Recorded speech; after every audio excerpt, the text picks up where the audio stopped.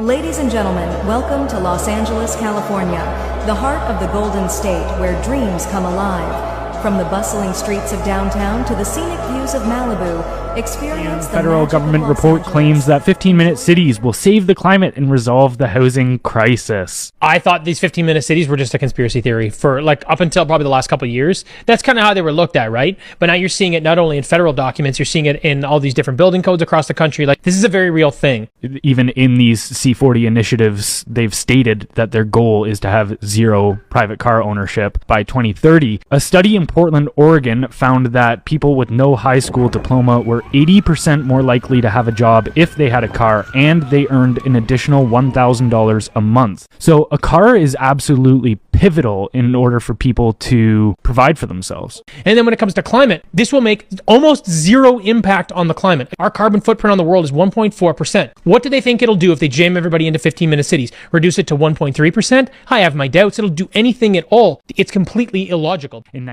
And all that opportunity and that pride and spirit that comes from not just hosting those three iconic games and venues, but also the opportunity, I think, to rebuild at the same time. And that's why we're already organizing a Marshall Plan. We already have a team of looking and reimagining LA 2.0, and we're making sure everyone's included, not just the folks on the coast, people here that were ravaged by this disaster. You just said you're organizing a Marshall Plan for the rebuilding of California. What is that Marshall Plan? For Tell this us about this region, Marshall we're just Plan. starting to lay out. I mean, we're still fighting these fires. So we're already talking to city leaders. We're already talking to civic leaders. We're already talking to business leaders and nonprofits.